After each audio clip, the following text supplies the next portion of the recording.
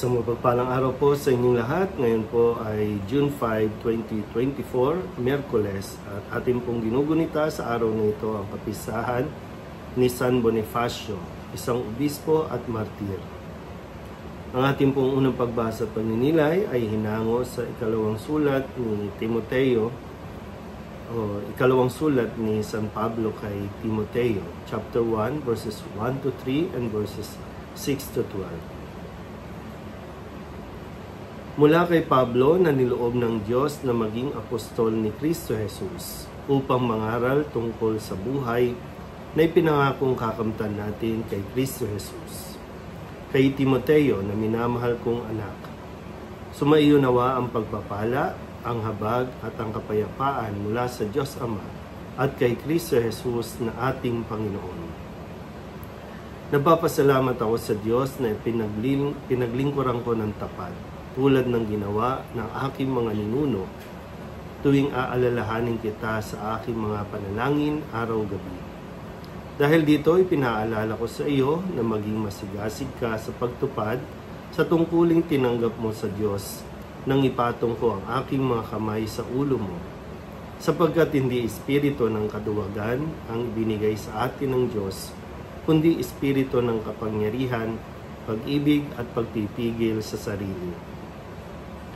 Kaya't huwag mong ikahiya ang pagpapatotoo tungkol sa Panginoon o ang aking pagkabilanggo dahil sa Kanya. Sa halip, makihati ka sa kahirapan dahil sa mabuting balita, sa tulong ng Diyos na nagligtas at tumawag sa atin upang tayo'y maging Kanyang bayan. Ito'y ginawa niya sa pamamagitan ni Kristo Jesus, hindi dahil sa ating mga gawa, kundi ayon sa Kanyang layunin at kagandahang loob na inilaan sa atin bago pa magsimula ang panahon. Ngunit nahayag lamang ito nang dumating si Kristo Jesus na ating tagapagligtas. Nilupig niya ang kamatayan at inihayag ang buhay na walang hanggan sa pamamagitan ng mabuting balita. Ako'y ginawang apostol at guro upang ipahayag ang mabuting balitang ito. At iyan ang dahilan kaya ako nagdurusa ng ganito. Gayunman, hindi ko ikinahihiya ang nangyayaring ito sa akin, sapagkat lubos kong nakikilala ang aking pinananaligan at natitiyak kong maiingatan niya hanggang sa huling araw ang ipinagkatiwala ko sa Kanya. Ang salita ng Diyos.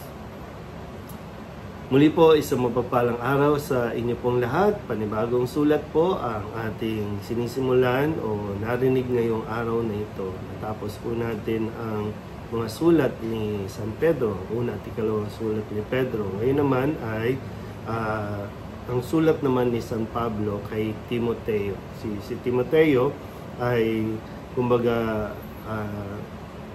third generation o second generation ng mga apostol. Si Timoteo ay alagad o naging estudyante, kumbaga estudyante naman ni Apostol San Pablo. So yung mga alagad ay mayroong mga tinitrain na papalit naman at magpapatuloy ng kanilang gawain. Mahalaga po yun yung titrain ng mga susunod na mga maglilingkod sa simbahan. Kaya ito po bilang isang kumbaga guro o tinitingala din ng iba pa, si San Pablo ay sumulat kay Timoteo para palakasin ang kanyang loob o binibigyan niya ito ng spiritual guidance. Ganito yung sulat o nilalaman ng sulat ni San Pablo kay Timoteo na lagi niyang alalahanin na yung kanyang tinanggap ay tinanggap mula kay Kristo. Kung paanong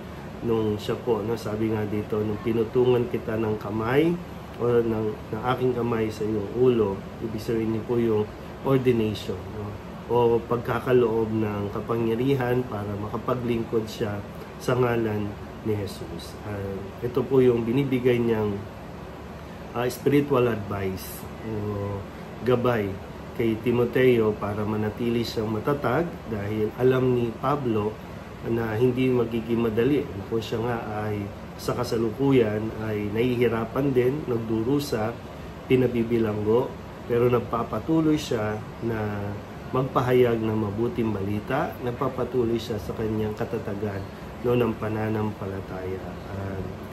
Ini-inspire niya si Timoteo na maging matatag sa kanyang pong, habang ginagawa niya ang kanyang tungkulin bilang isang ordained minister na tagapagpahayag ng mabuting balita. Nawa, sa atin din po, lalo na para sa aming mga inordinahan sa paglilingkod na ito, mahalaga din po yung patuloy kami na humihingi ng payo, patuloy kami nagpapagabay sa mga nauna pa sa amin. Kaya meron po tinatawag ng mga spiritual director. Hindi porket pari na hindi na namin kailangan yung ganitong guidance. All the more kasi talagang hindi po madali. Marami pa rin nakakalito na mga nangyayari sa buhay. Ngayon nga, sinasabi ng marami bakit tahimik ang mga pari, bakit hindi nagsasalita. Pero magandang tanongin nga, bakit tahimik? Natatakot ba kami mga pari na magsalita? Natatakot ba kami na mabash? Dahil nga, siyempre, mayroong a-agree at mayroong magdi-disagree. Mayroong matutuwa, mayroong hindi matutuwa. So, kalakip na po yun ng aming paglilingkod. Pero gagaya nga po ng sinabi ni San Pablo kay Timoteo, magpatuloy lang, maging matatag sa hamon na aming pong kinakaharap. Muli po, isang mapagpalang araw sa inyo po.